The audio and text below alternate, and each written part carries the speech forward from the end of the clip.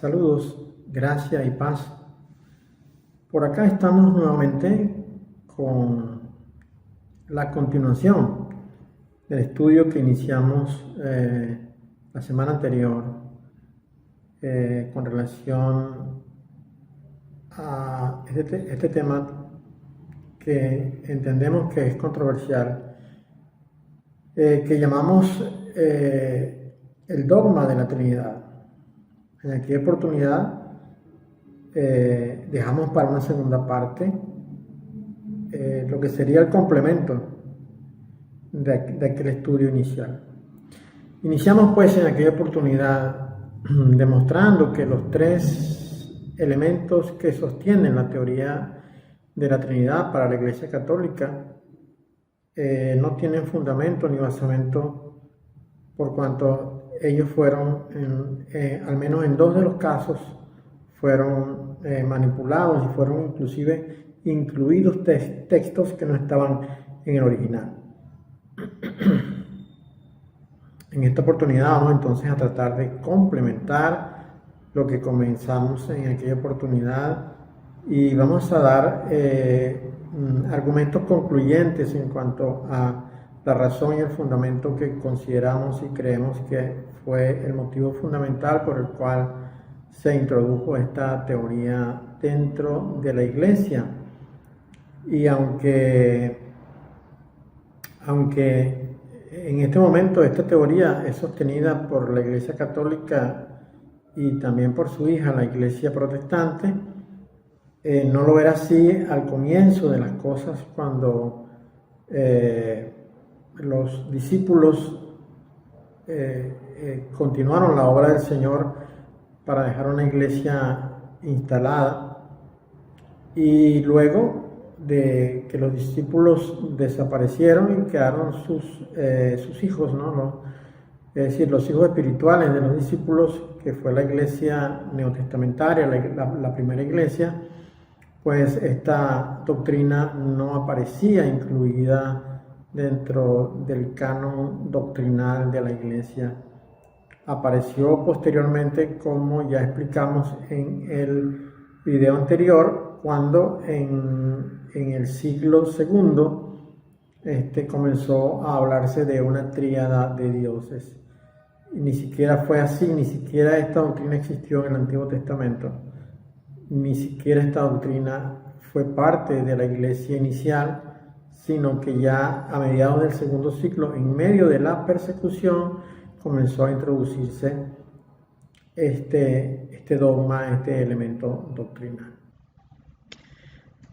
Bien, en Pentecostés, cuando estaba la iglesia reunida en el salón y el Espíritu Santo se manifestó en aquel lugar, nosotros conocemos los acontecimientos que vinieron posteriormente a este grandioso evento. Y sabemos que los testigos que estaban allí de otras naciones pensaban que los discípulos y todos los que estaban en el salón, cuando se manifestó el Espíritu Santo, estaban ebrios, ¿no?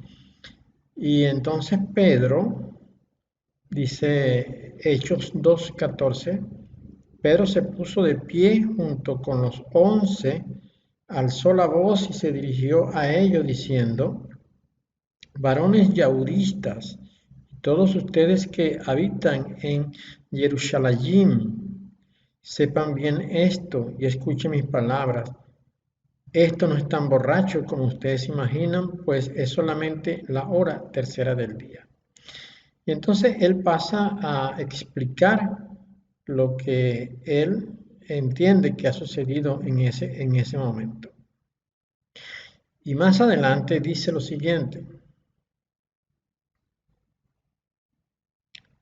varones israelitas, escuchen estas palabras.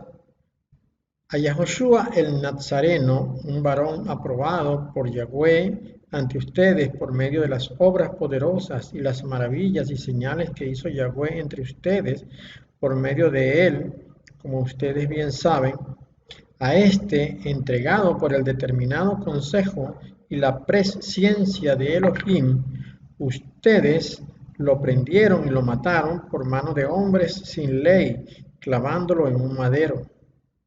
Pero Yahweh lo resucitó, librándolo de las ataduras de la muerte, porque no era posible que continuara retenido por ella.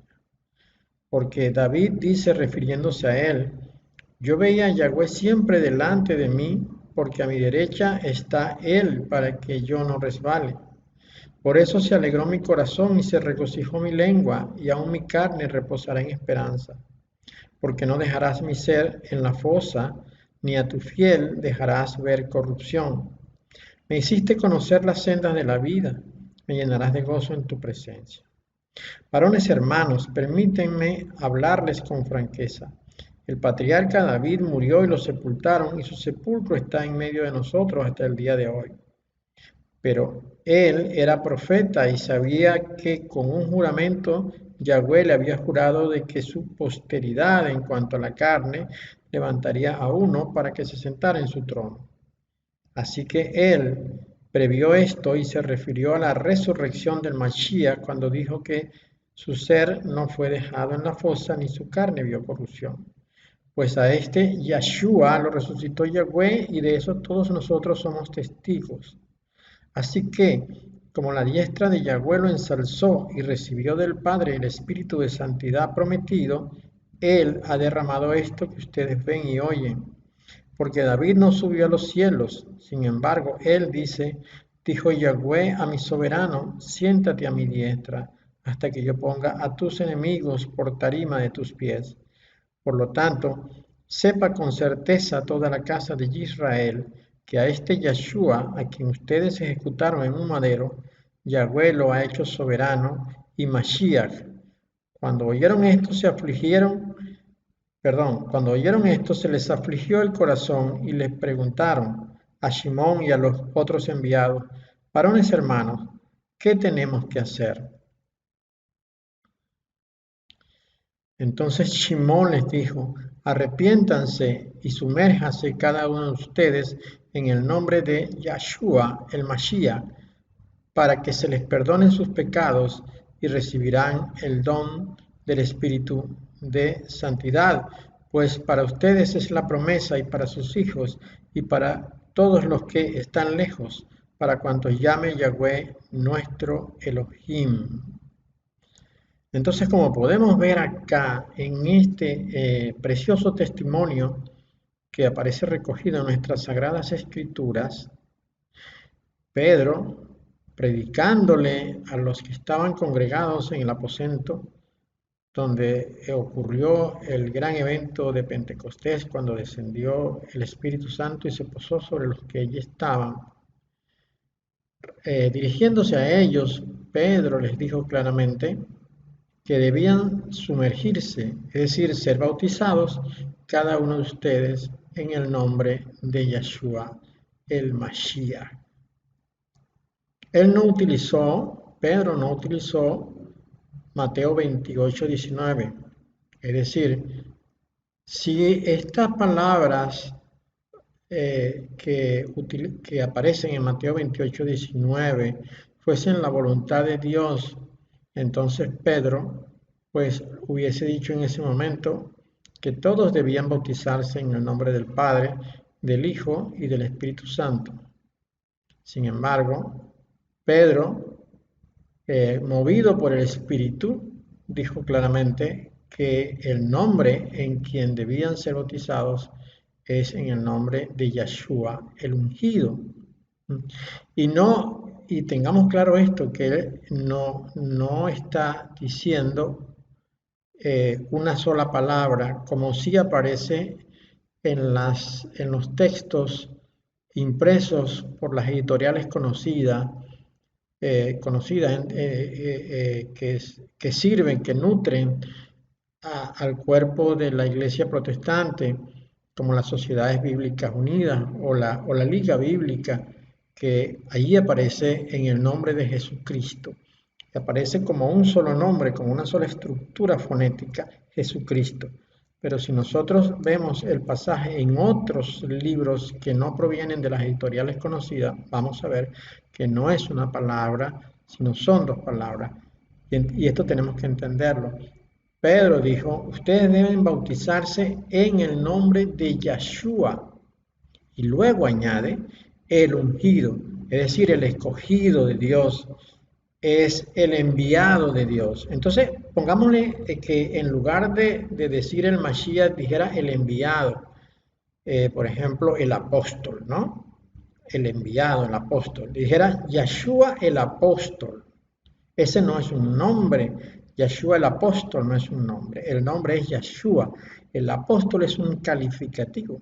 En este caso, el Mashiach, es decir, el ungido, es un calificativo. Lo está calificando como el designado de Dios para venir a los hombres. El nombre no es Jesucristo como una unidad fonética, porque de paso el nombre de Jesús es un nombre falso, no es el verdadero nombre. El nombre verdadero es Yeshua. Entonces la estructura fonética no es única en cuanto a Jesucristo. La estructura fonética tiene dos o tres elementos. Yeshua, el ungido, Yeshua, el escogido, Yeshua, el seleccionado. Así que el nombre es Yeshua. En ese nombre debe ser bautizado o bautizada toda persona que quiera, pues, seguir el planteamiento que Dios ha hecho en cuanto a la fe. Porque fíjense lo que dice después, ¿no? Es muy importante esto, es muy importante esto. Debemos bautizarnos todos en el nombre de Yeshua. ¿Por qué? Bueno, primero porque Él es el ungido, porque Él fue el que padeció, el que murió y resucitó, como bien explicó Pedro previamente en este discurso. Vamos a repasar esto un momento.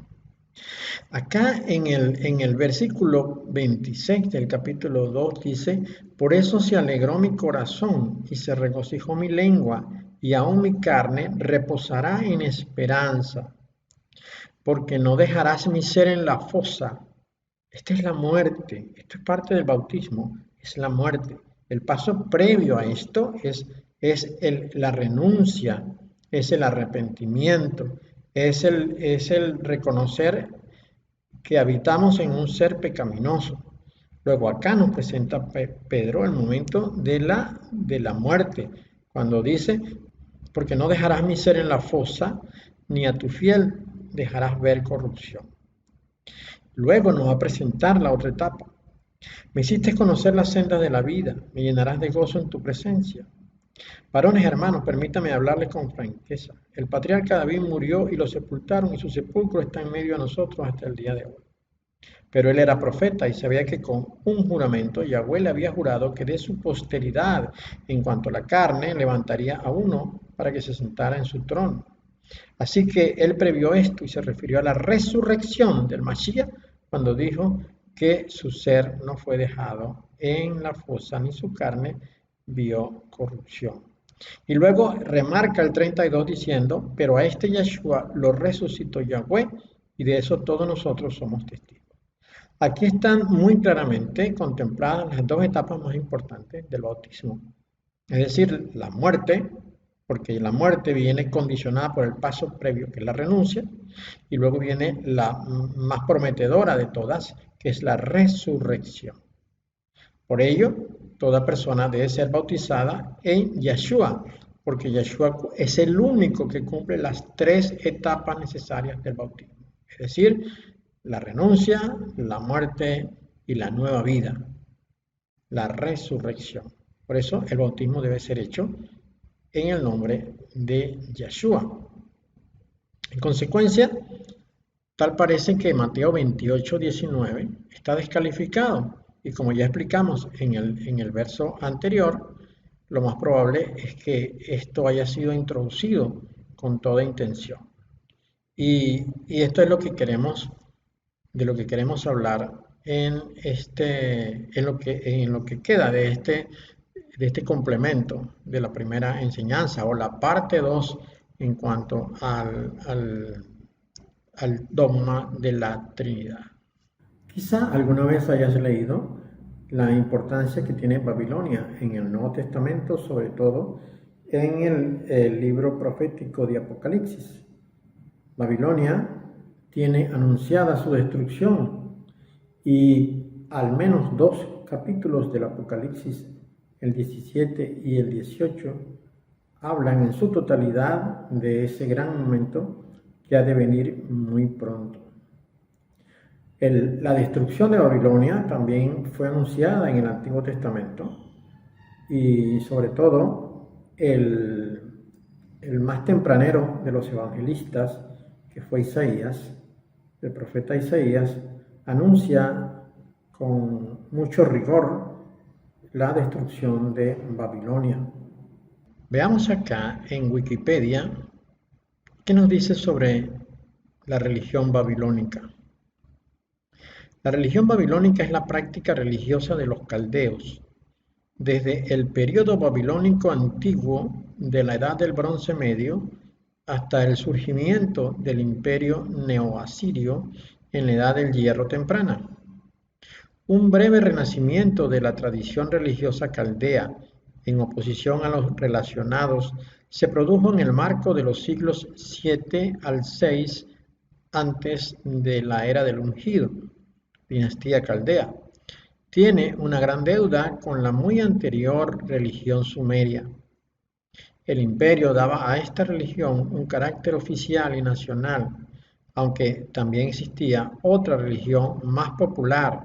Comprende un amplio panteón politeísta, la mayoría asimilados de otras religiones. Entonces nos dice que la religión babilónica le debe mucho a la religión sumeria. Veamos entonces qué es esto. La religión sumeria se refiere a la mitología, panteón, cosmología y ritos de la civilización sumeria.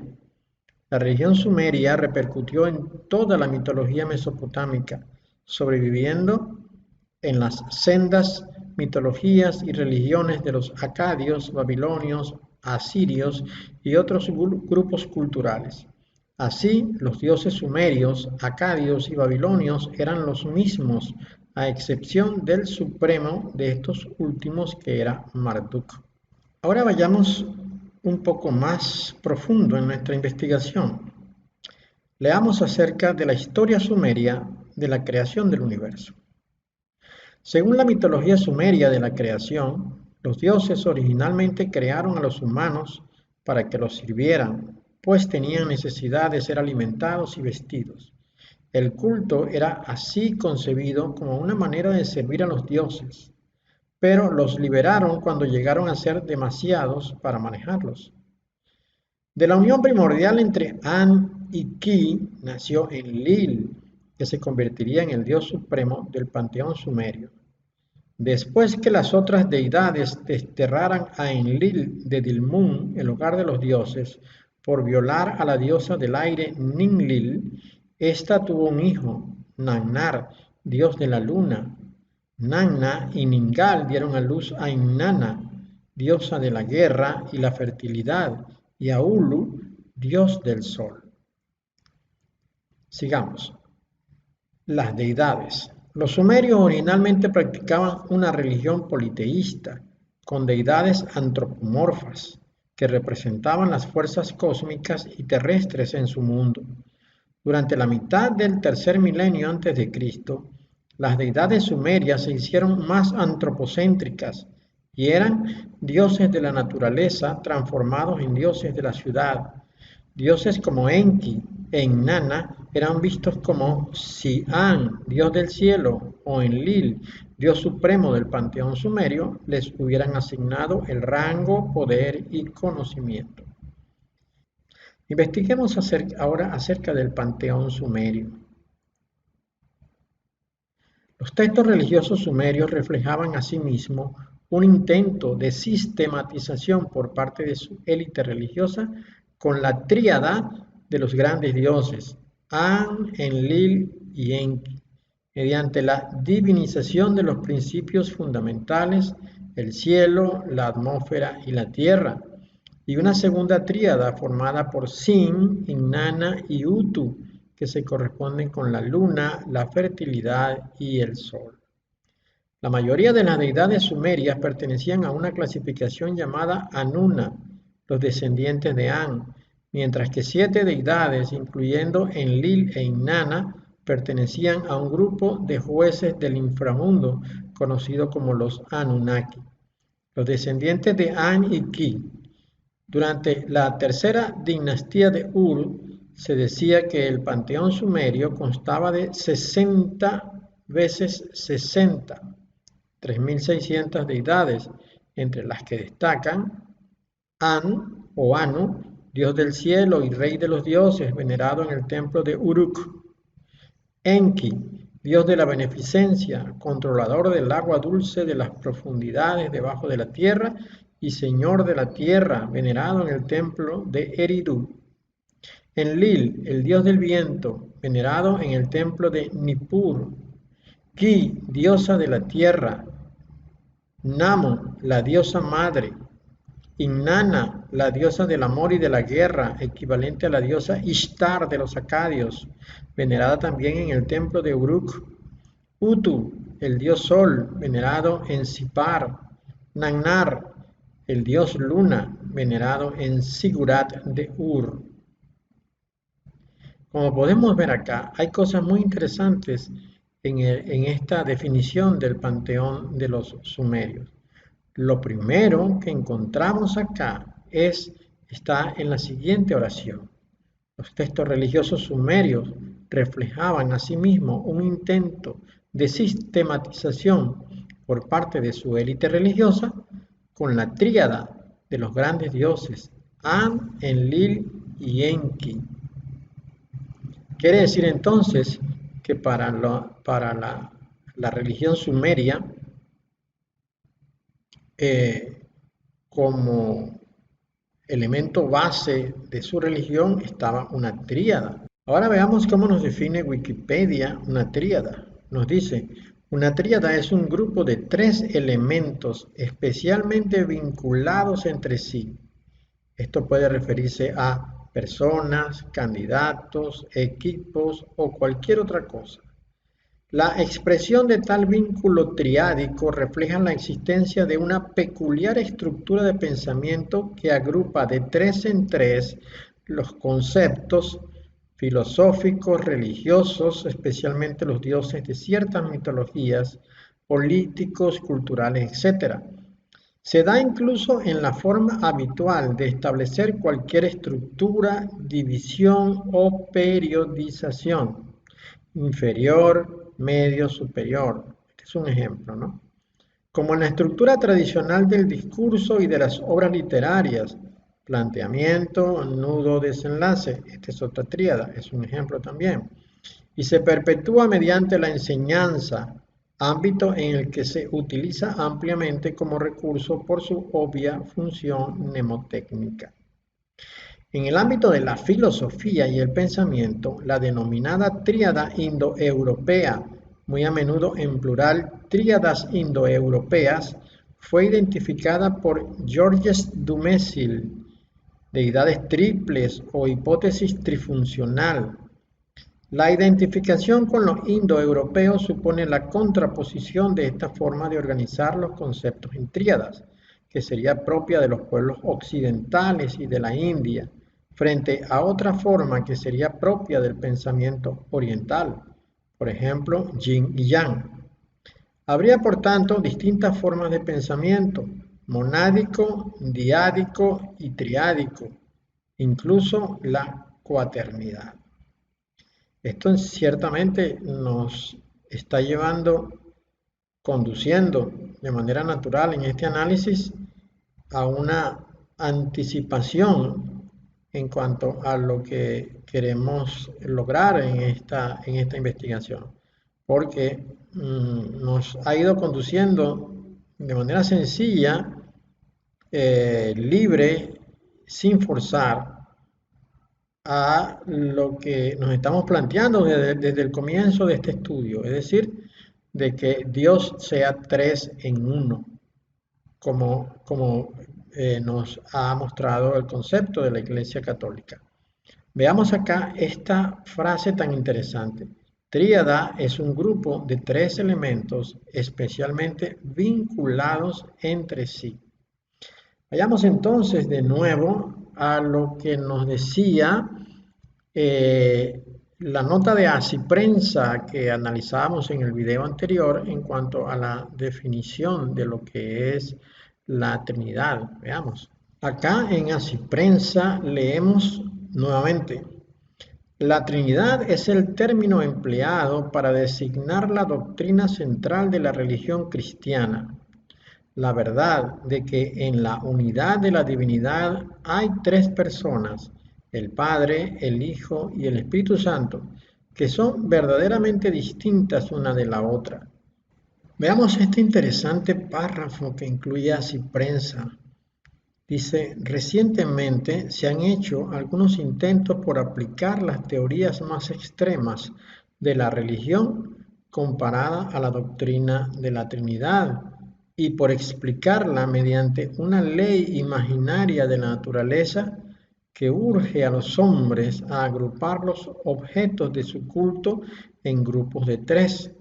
Entonces, tal parece que esta doctrina de la Iglesia Católica trataba de satisfacer, según dice acá, una necesidad de los hombres de agrupar las cosas de tres en tres. Y esto concuerda con lo que nos define Wikipedia como una tríada. Inclusive nos da ejemplos más adelante, como acá, que se dice, se da incluso en la forma habitual de establecer cualquier estructura, división o periodización, es decir, inferior, medio y superior. Esta es una tríada para dividir una periodización o una división cualquiera, inferior, medio y superior. Y también nos dice acá, como en la estructura tradicional del discurso y de las obras literarias, planteamiento, nudo y desenlace. De nuevo, una tríada. Entonces, pareciera que la Iglesia Católica ha acogido este principio de los hombres de tratar de agrupar las cosas de tres en tres. Se ha aprovechado de esto para exponer su teoría de la Santísima Trinidad. Entonces, el panteón sumerio estaba utilizando también esta tendencia natural de los hombres a estructurar las cosas de tres en tres. Y nos dice, los textos religiosos sumerios reflejaban asimismo un intento de sistematización por parte de su élite religiosa con la tríada de los grandes dioses An, Enlil y Enki. Más adelante nos habla de otra tríada, una segunda tríada, dice, formada por Sin, Inanna y Utu, que se corresponden con la luna, la fertilidad y el sol. Así pues, entonces, que en la religión sumeria habría tríadas que formarían la parte de jerarquía en su panteón. Otro punto interesante acá es la clasificación de las principales deidades. Dice An, Enki, Enlil, Ki, Namu, Inanna, Utu, Inannar. Ocho entidades, 8 dioses formarían, digamos, el cónclave de jerarquía de la estructura más superior de todas en el panteón de dioses sumerio, porque según entendemos acá, el panteón sumerio tenía alrededor de 3.600 deidades. Bueno, esta forma de adoración la heredaron los babilónicos. Pero antes de pasar a Babilonia, vamos a ir a tocar un punto acá que es muy, pero muy interesante.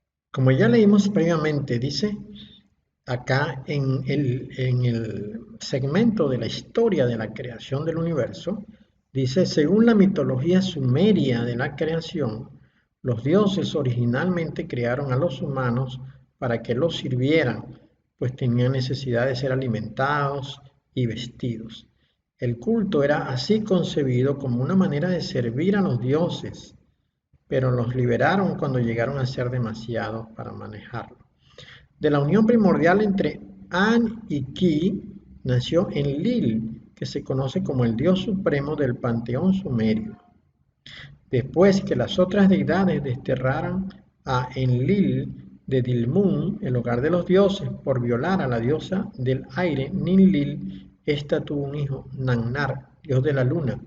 Nanna y Ningal dieron a luz a Inanna, diosa de la guerra y de la fertilidad, y a Utu, dios del sol. Así se fue formando el panteón jerárquico. Luego dice más abajo, los sumerios originalmente practicaban una religión politeísta con deidades antropomorfas. Deidades antropomorfas son dioses humanos, dioses hombre.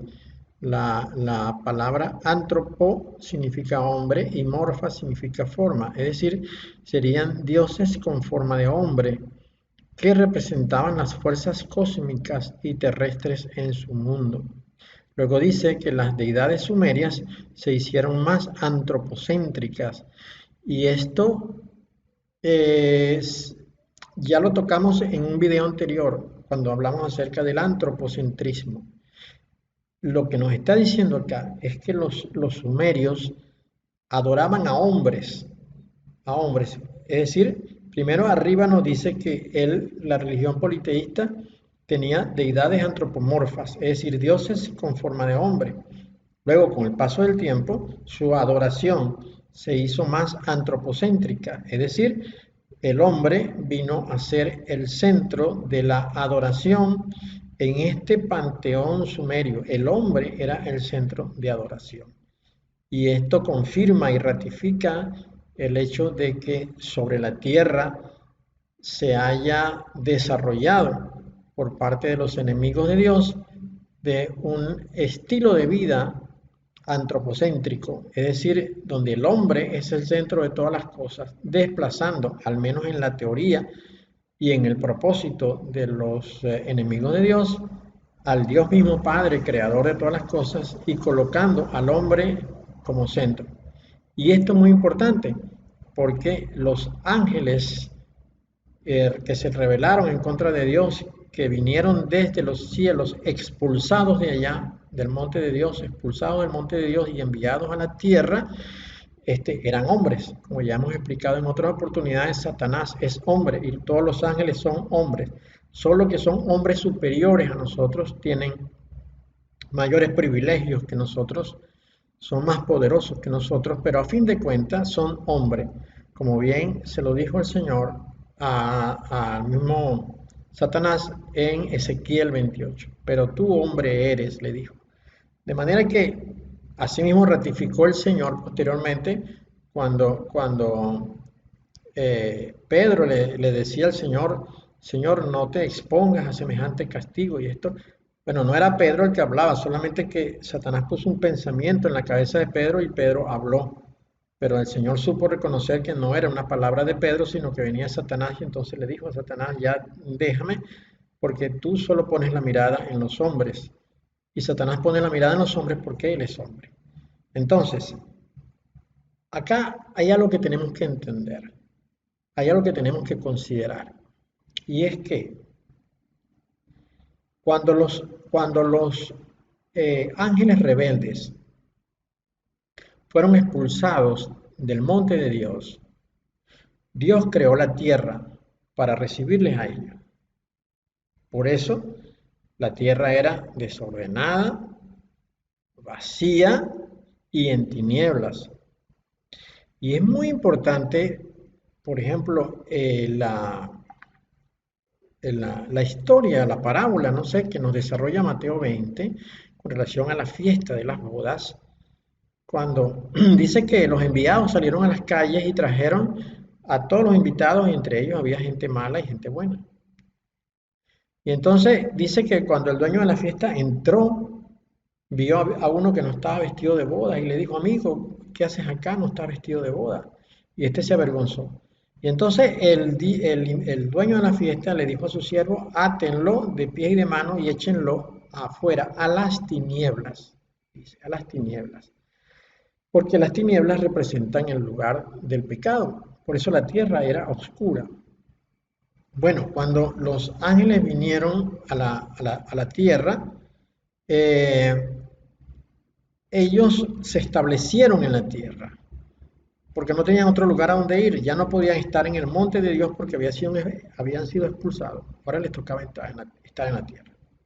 Cuando ellos fueron enviados a la tierra, dice el texto que acabamos de leer, según la mitología sumeria de la creación, los dioses originalmente crearon a los humanos para que los sirvieran. Esto que está acá está profundamente oculto y a la vez está muy claro. Quiero explicar lo siguiente.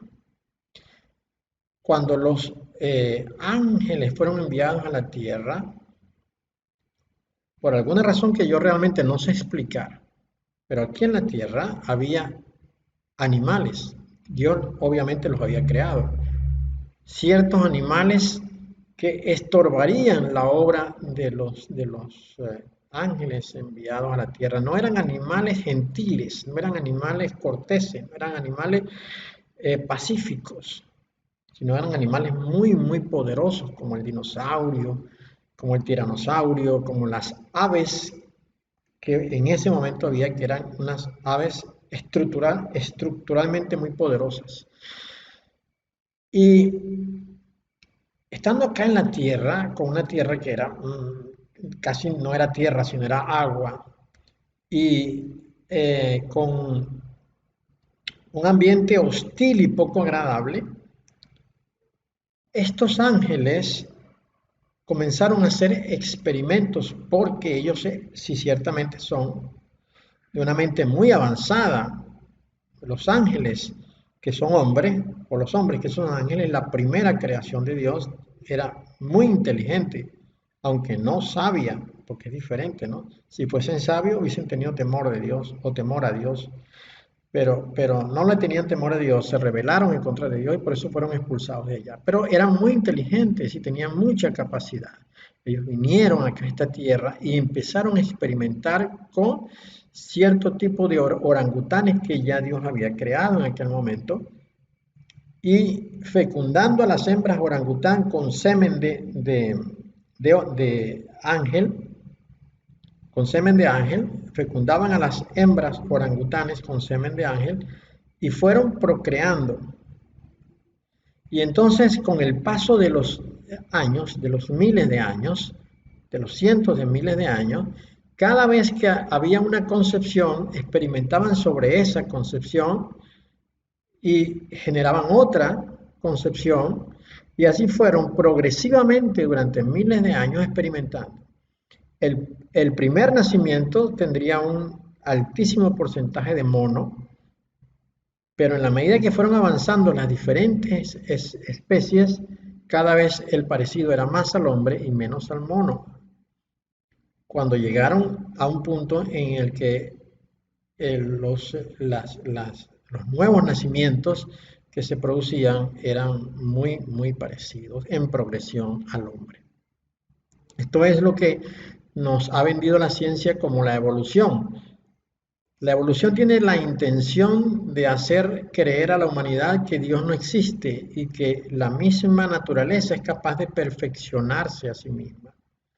Pero la verdad es que la ciencia nunca ha podido demostrar que se perfecciona a sí misma. Por el contrario, nosotros encontramos más bien una ciencia que muestra que la Tierra se va deteriorando. Con el paso de los años se va autodestruyendo en lugar de ir auto mejorando. Pero lo que nos dice la evolución es que hubo un desarrollo hacia un estado supremo, comenzando de un estado básico, como es la amiba, un órgano unicelular, de la amiba al batracio y del batracio al hombre. Es decir, fue evolutivamente mejorando con el paso de los años. Esto es imposible que la ciencia pueda demostrar esto. Lo que sucedió fue que los ángeles muy astutos empezaron a experimentar científicamente con las monas hasta darle origen al homínido y del homínido al hombre. Debo reconocer que en una parte de este proceso, Dios, viendo a esta humanidad que estaba naciendo en la tierra, decidió darle alma a estos seres creados, alma con inteligencia, porque en algún punto de esta progresión se comenzó a ver que tenían inteligencia. Y es aquí donde comienzan a nacer las diferentes edades de la prehistoria, la edad del hierro, la edad del fuego, la edad del bronce, etcétera. Porque ese hombre comenzó a utilizar su inteligencia para desarrollar un estilo de vida más cómodo, más seguro, más apropiado. Esto es lo que nos dice acá en la naciente nación sumeria, lo que sería la creación de los humanos. En otras partes de la mitología sumeria nos dice que estos dioses venidos del espacio, lo que ellos llamaron Anunnakis, que no son otra cosa sino los hombres ángeles expulsados del cielo, crearon al hombre con el fin de que les ayudase a explotar los yacimientos de oro de la tierra para llevar ese oro a su planeta Nibiru, que había entrado en una etapa de autodestrucción de su atmósfera, se estaba haciendo invivible en aquel lugar y ellos venían a tomar el oro porque según el oro les serviría para recuperar lo dañado en su atmósfera. Esto nos dicen otras partes de la historia sumeria, de la creación del pueblo sumerio. Bueno, los sumerios fueron la primera nación organizada que se conoce en nuestros registros históricos acá en la tierra. Los sumerios estaban en la zona de Babilonia y de los sumerios toma Babilonia prácticamente toda su estructura de su divinidad, de sus dioses, ¿no? Babilonia toma de ellos. Quiero mencionar acá, antes de pasar a Babilonia, en este punto, acá encontramos que An, en la mitología sumeria, An o Anu era el dios del cielo, señor de las constelaciones, rey de los dioses, que vivía con su esposa, la diosa Ki, en las regiones más altas del cielo. Por eso se llaman Anunnaki, es decir, hijos de Anu y de Ki, los descendientes de Anu y de Ki. Esos son los Anunnaki. Luego en la tríada tenemos a Enlil. En la mitología sumeria, Enlil era el señor de los cielos y de la tierra, adorado por otros pueblos mesopotámicos como los acadios, babilonios, cananeos y asirios. Aparece citado en el código de Hammurabi. Y luego dice Enki o Enkil, era un dios de la mitología sumeria, posteriormente conocido como Ea, y así conocido en las mitologías acadia y babilónica. Significa el señor de la tierra. Era hermanastro del dios Enlil e hijo de Anu. Su misión era la de crear a los hombres e impulsar a que otras divinidades los creasen. Así pues, entonces, la primera tríada, An, Enlil y Enki, está formada por el Dios Padre y dos hijos de él, ¿no? Asimismo, muy parecido con la tríada de la Iglesia Católica, formada por el Dios Padre, el Dios Hijo, y no habiendo otro hijo que reseñar o el cual anexar, entonces utilizaron al Espíritu Santo. Bien, y tenemos por acá la otra tríada, y nos dice, en la mitología mesopotámica, Sin, Sinaí, Nana, Nannar, Suen o Suen es el dios de la luna. Para los sumerios era conocido como Nanna o Nannar, hijo de Enlil, dios del viento y del cielo, y de Ninlil, diosa del aire. Sin era su nombre en acadio y babilonio. Ahora, veamos qué interesante esto que está acá. Acá en esta porción se nos dice que Enlil era el dios del viento, ¿verdad? Entonces, acá tenemos, acá arriba, Enlil formaba parte de la tríada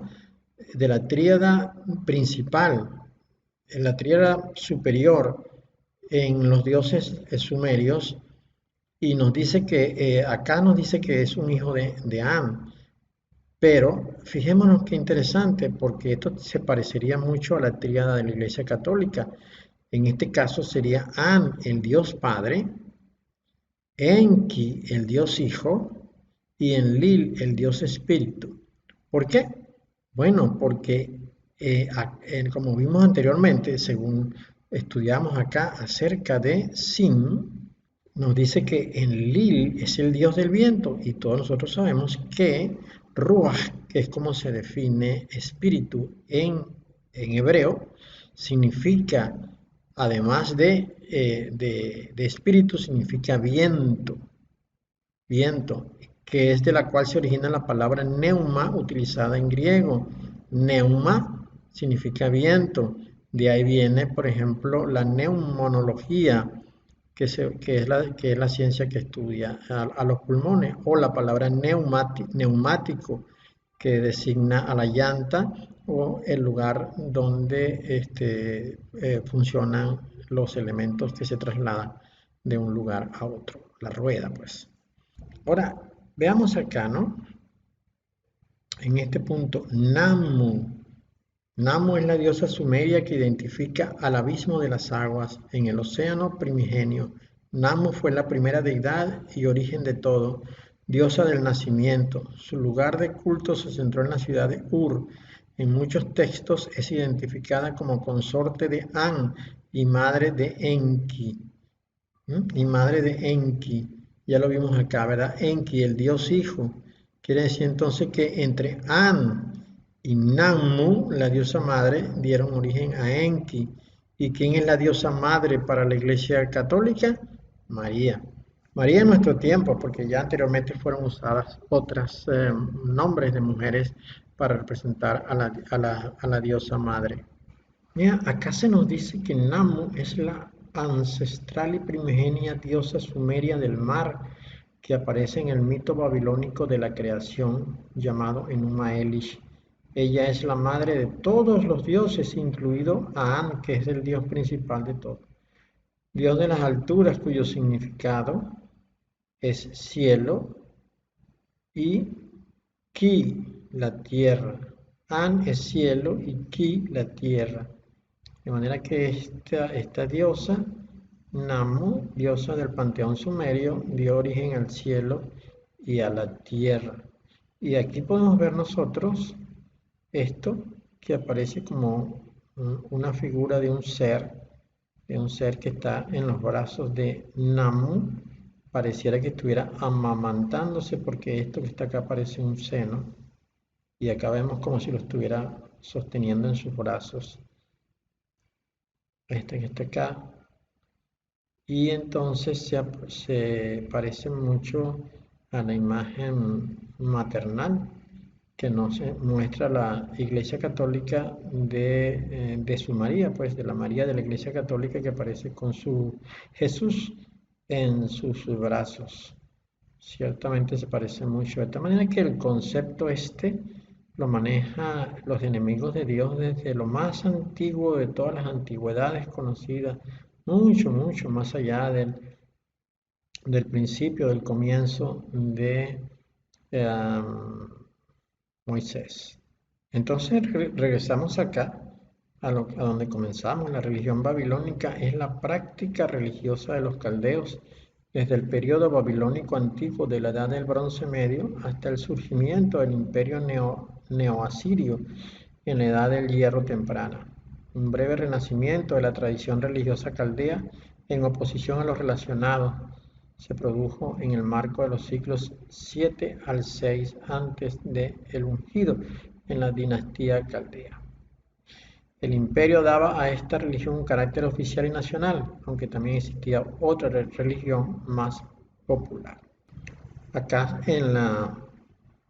En esta explicación de la religión babilónica se nos dice: muchas deidades, mitos y escritos religiosos babilónicos son singulares a esta cultura. Por ejemplo, el dios babilónico Marduk, patrono de la ciudad, reemplazó a Enlil como dios supremo del panteón mitológico. Acá vemos entonces ya que comienza a haber una relación entre los dioses sumerios y los dioses babilónicos. Entonces acá se nos dice que la religión babilónica comprende un amplio panteón politeísta, la mayoría asimilados de otras religiones. El politeísmo es una concepción religiosa o filosófica basado en la existencia de varios seres divinos o dioses. En la mayoría de las religiones que aceptan el politeísmo, los diferentes dioses son representaciones de fuerzas de la naturaleza o principios ancestrales y pueden verse como autónomas o como aspectos o emanaciones de una deidad creadora o principio absoluto trascendental, teología monistas, que se manifiesta de manera inmanente en la naturaleza, teologías panteístas y panenteístas. Muchas deidades politeístas, a excepción de las deidades egipcias o hindúes, son concebidas en un plano corpóreo más que etéreo. A decir de David Hume, el politeísmo fue la primera religión de los seres humanos. En verdad, fue una forma típica de religión durante la Edad del Bronce y la Edad del Hierro hasta la era axial y el desarrollo de las religiones abrahámicas, la última de las cuales propugnaba el monoteísmo. Está bien documentado en las religiones históricas de la antigüedad clásica, especialmente la antigua religión griega y la antigua religión romana, y después de la decadencia del politeísmo grecorromano en religiones tribales como el paganismo germánico, eslavo y báltico. Otros ejemplos históricos son las antiguas religiones egipcia, griega, romana, celta o nórdica en la zona europea y norteafricana, como tampoco hay que olvidar las religiones amerindias como inca, maya o religión mexica, por mencionar algunas precolombinas. Pero no debe considerarse tanto una creencia del pasado, sino de total presente y actualidad.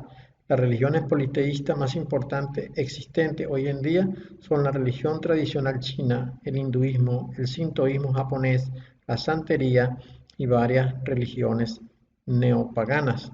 Como hemos podido ver hasta ahora, tal parece que el propósito de la Iglesia Católica, que es Babilonia, sin duda alguna, fue la de introducir el concepto o la doctrina de tres dioses diferentes, como dicen ellos muy claramente en su artículo de Asis Prensa, que es un órgano de la Iglesia Católica. Tres dioses diferentes, dicen ellos, que aunque son distintos e independientes, pues se reúnen en la deidad y vienen a ser uno solo. Lo que ellos trataron fue de tomar la tradición babilónica introducida en la tierra a través de los ángeles enemigos de Dios, desarrollada a través de la sociedad sumeria, que fue la primera sociedad después que las diferentes experimentaciones de los ángeles sobre los animales empezó a dar resultado y había ya una sociedad desarrollada. Entonces, a partir de ese momento, con la llegada de este pueblo llamado de los sumerios, en la zona de Sumer, pues se comenzó a promover un panteón de dioses. Obviamente la idea era que las 7 cabezas de Satanás fuesen adoradas por igual, pero junto con ellos entonces todos los demonios o todos los ángeles que estaban en menor rango que los principales también serían adorados, aunque no en la misma medida que serían adorados los 7 primeros. Esto entonces fue aprovechado por la Iglesia Católica y utilizó 2 elementos. El primero de ellos es que se fundamentaron en que en la Tierra había una idea de que todo debía ser eh, estructurado a través de tres elementos, como ya vimos primeramente, ¿no? Tres elementos. Estos tres elementos podrían dar origen a cualquier filosofía, podrían desarrollar cualquier doctrina sobre la Tierra. En este caso, ellos se aprovecharon de que a través de digamos, a través de los escritos sagrados, se podría utilizar al Padre, al Hijo y al Espíritu Santo para formar una tríada.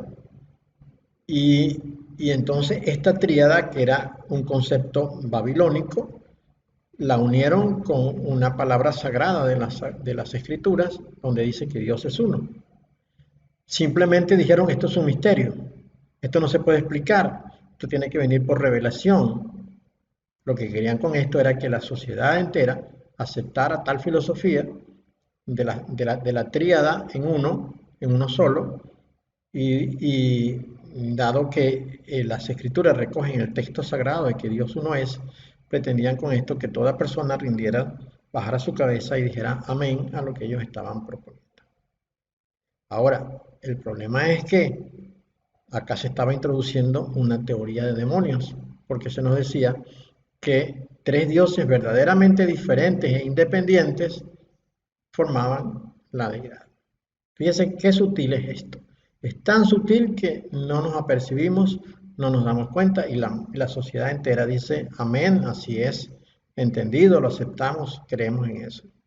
Dice, tres dioses diferentes, verdaderamente independientes, se reúnen y son uno solo. Una doctrina descabellada, pero que se metió en la sociedad a través de los escritos de alguien que ya lo mencionamos en el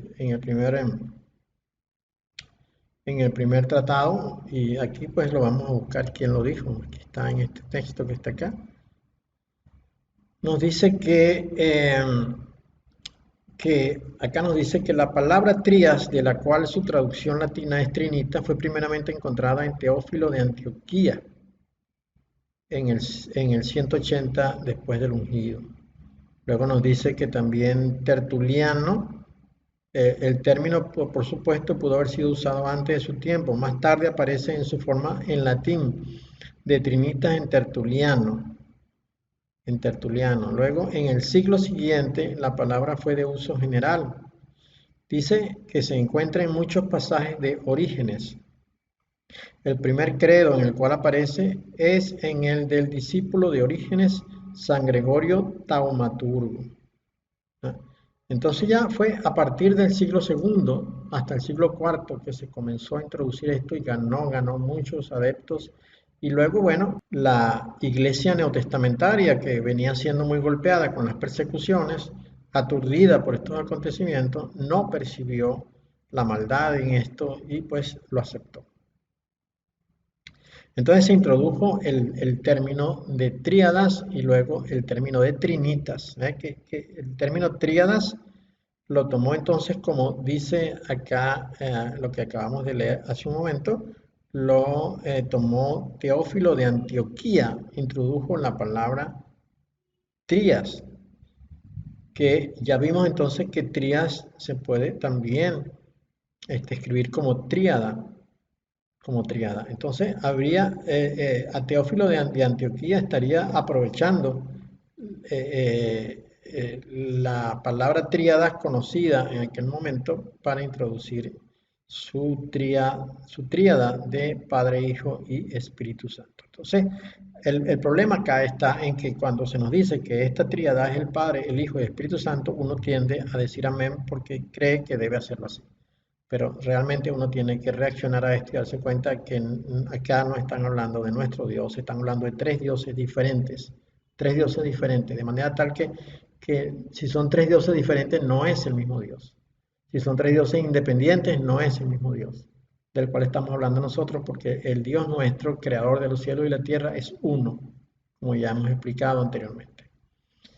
Bien, creemos que hemos completado entonces con este estudio de la Trinidad, del dogma de la Trinidad. Creo que hemos podido demostrar en dónde se originó y cuál era su propósito. Sin duda alguna, el propósito era que la sociedad entera creyera que podía existir dioses diferentes, dioses independientes. Pero no hay dioses diferentes, no hay dioses independientes. Ciertamente hay un solo Dios, el Dios único y verdadero, el Dios trinitario que nos vende la Iglesia Católica es un Dios falso, son dioses falsos, dioses mentirosos, introducidos para engañar al mundo, porque el diablo es el engañador. Yo te invito pues a que te apartes de tal doctrina y te allegues a la verdad, seamos parte de la verdad, no andemos en la mentira. El Señor Dios ha dado este tiempo. Estamos en la semana 70, la semana final que Dios le dio a Daniel del plazo pues, que Dios había dado para finiquitar todas las cosas. Esta es la última semana. Y sería importante, muy importante que hicieras la paz con Dios a través de su Hijo. Dios ha dado a su Hijo para que todos nosotros creamos en Él. ¿Y qué quiere Dios? Dios no quiere destruirnos. Dios quiere que vivamos con Él eternamente. Así que para que todos aquellos que hacen la paz con Dios por medio de su Hijo, hay una promesa, hay una esperanza. No importa lo difícil que sea la situación que vivas. No importa lo terrible que sean los acontecimientos que vengan. La esperanza nos sostiene de que en algún momento traspasaremos este umbral e iremos a la presencia de Dios Todopoderoso y estaremos con Él eternamente. Haz la paz con Dios por medio de su Hijo. Dios te bendiga.